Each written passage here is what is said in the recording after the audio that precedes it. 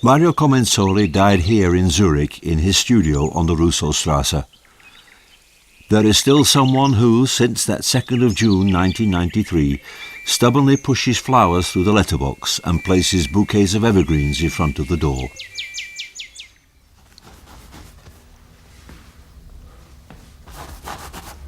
Sorry.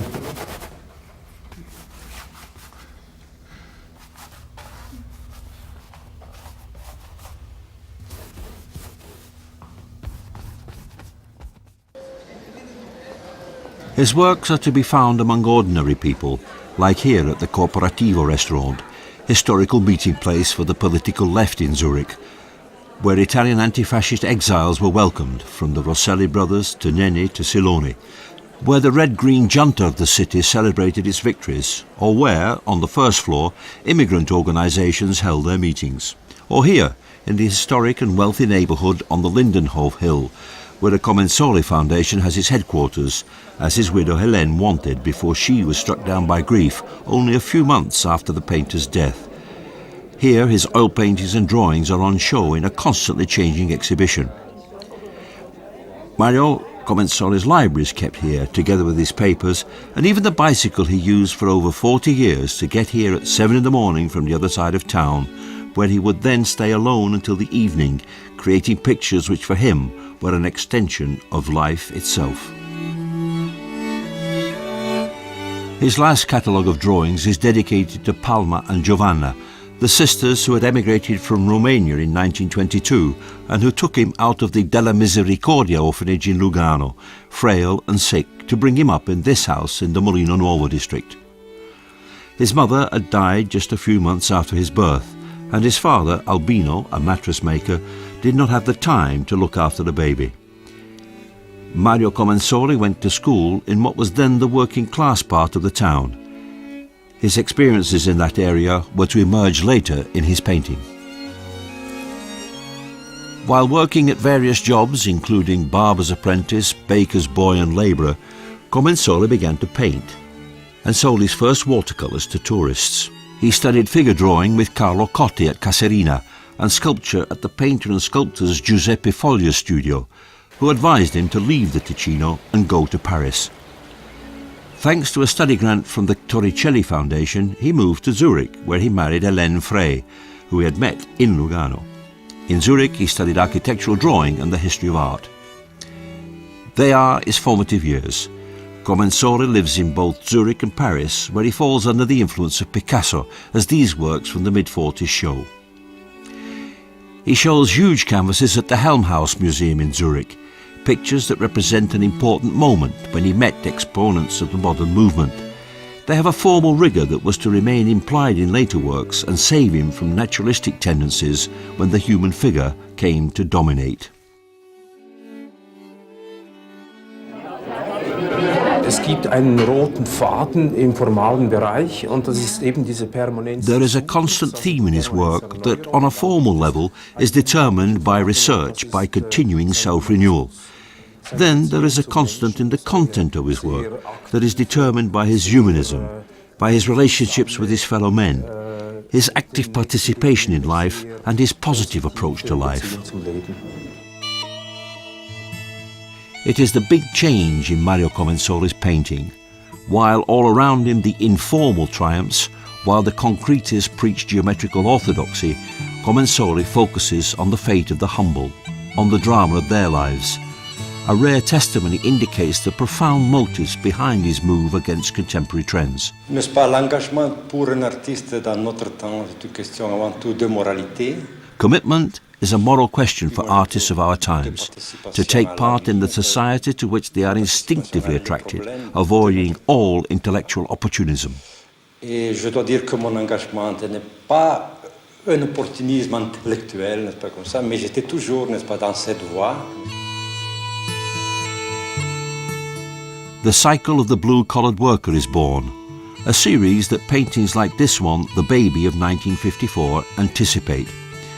One of Comensoli's friends, a Ticinese bookseller living in Zurich, Sandro Rodoni, shares this period of change with the artist.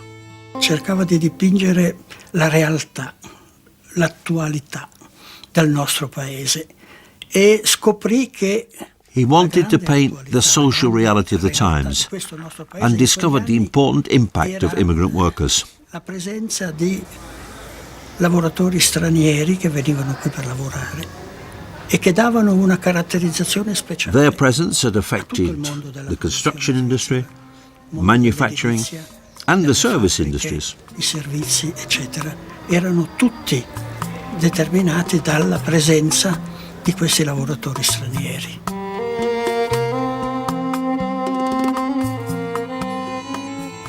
This painting, Carlo Levi was to write, is born from a deep conviction of the values both of the figurative and of man, from deep honesty and transparent moral values. His tone is brotherly, the point of view is that of a man who lives and feels on the same level, and who is looking not for curiosities, but similarities. In Rodoni's bookshop, Comensoli has long talks with the Italian writer Saverio Strati from Calabria, who was living as an immigrant in the Zofingen district.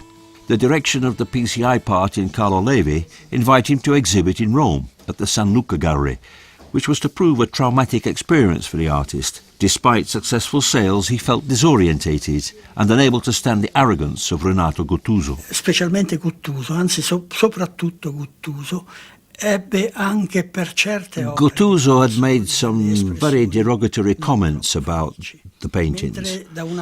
While others had praised his work, in fact, except for Guttuso, the reaction was in general quite positive. But Guttuso had used some very strong language in his criticism.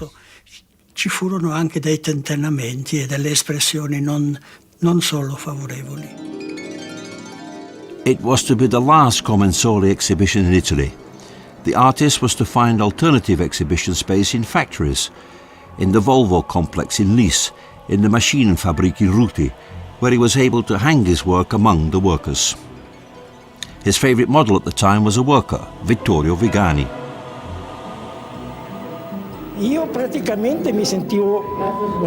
I felt comfortable posing for him, so he was relaxed. He always said, when I'm working with you, the painting does what I want it to do. It comes easily. With somebody else, it would be much more difficult. Mario Comensoli wins awards in the Centre of Italian Art and Culture in Zurich, together with the author Max Frisch, who wrote an essay with the well-known phrase, "We only wanted strong arms, but men arrived." The centre chose Comensoli, the commendation states, for his celebration of the modest life of the immigrants caught in its lyrical and dramatic moments. In the meantime, other new themes touched the artist, new fields offered themselves to his sensitive feelings. In den späten 60er Jahren hat sich eben auch gesellschaftlich viel geändert und Comensoli. Towards the end of the 60s, things had changed dramatically. And Comensoli, who was a passionate recorder of the times he lived in, became interested in the young who were in revolt and changed the expressive mode of his art. In fact, he experienced this period of student protest as a celebration. Revolution oder mindestens die Auflehnung ein Fest. It is a playful, optimistic period in his painting, a celebration of Eros. Mario Comensoli made use of symbols of the everyday, overturning the meaning, taking on the chromatic rhythms typical of pop art, and his work became a sardonic counter-cadence to the myths then in circulation. Germany Weber invites him to illustrate in her gallery in Zurich with the themes of feminism much in fashion. This led to the creation of the Shrine of Ineffable Contradictions that enjoyed huge success. Mario Comensoli's representation, one critic wrote, is everything and its opposite, masculine and feminine, optimism and pessimism, sexual exhibitionism and relative weakening. Under Weber's direction, debates took place that were televised, involving feminists, sociologists and political deputies from Bern. The Pro-Helvetia decided to repeat the experience in Paris, calling it Spaces 76. Ich war sehr stolz, dass die Pro Helvetia diese Ausstellung so... I was very happy that Pro Helvetia found the exhibition so interesting as to want to transfer it to the Porte de la Suisse. They reconstructed the proportions of the gallery precisely, even the supporting columns and the spaces. In practical terms, the gallery was rebuilt in Paris. This was truly a great pleasure for me. Another foray into France for Comensoli was the Cinema Week in Poitiers. He exhibited a group of paintings he had already shown in the Grand Hotel during the Locarno Film Festival. The cinema is seen as a factory of dreams, the spotlight focused on those looking for golden illusions in the front row, and the actors are the children of immigrants who came from the south, the second generation.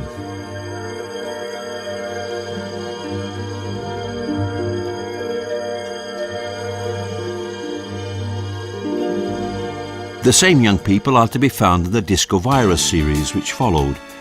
The theme of immigration as counterculture comes back to Comensoli's work in a different form. Teenagers from the rural south of Italy, newly urbanized with their unfettered joy, shake the conventions of prim Zwinglian society. But like Pasolini in the same period, Comensoli realizes that the alternative potential of those young people to create alternatives faced as they are by the strength of mass culture is only an illusion. So he desperately looks for other transgressive models among punks, among members of the No Future generation, who line up in his canvases which he shows in the museums of San Gallen, Glarona, Aurao and Locarno. It is to these precarious lives that he entrusts the illusory hopes of a possible redemption, changes on an epical scale dominated by an increasingly powerful technology and the hidden dangers of globalization. He has become hugely popular in Switzerland, even if, according to the conservative Zurich Kunsthaus, critics had still not realized his true worth. Ist ein großer Schweizer Realist und die Realisten sind in der Schweizer He is a great Swiss realist, and realists are rare in our culture, particularly in painting. During the post-war years in Switzerland, Comensoli is a unique figure, and I feel that the moment is still to come in which his true worth will be recognized. In dieser Nachkriegszeit, dass die erst noch kommen. Scenes from the opening at the Zurich Kunsthaus of the last works of Mario Comensoli, an exhibition mounted by the same Magna Guagno. For the painter of blue-collared workers, it was a late and fashionable success. Finally, the critics, even the most reluctant, join in the applause. The Neue Zürcher Zeitung newspaper quotes Lipovetsky with reference to this container that overturns, saying that the painting recalls a postmodern age without orientation and without certainties.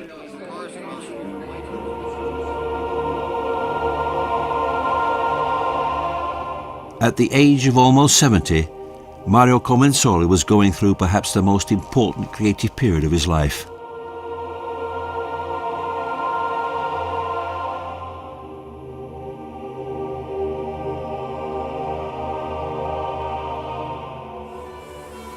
In the meantime, from his studio just a bit higher than the notorious Letten station, Comensoli was able to observe the spreading Zurich drug scene that put the area in which he lived under siege. Comensoli felt the urgency to tell the story of the unfolding drama, using his ability to express in dreamlike images the squalor of the reality.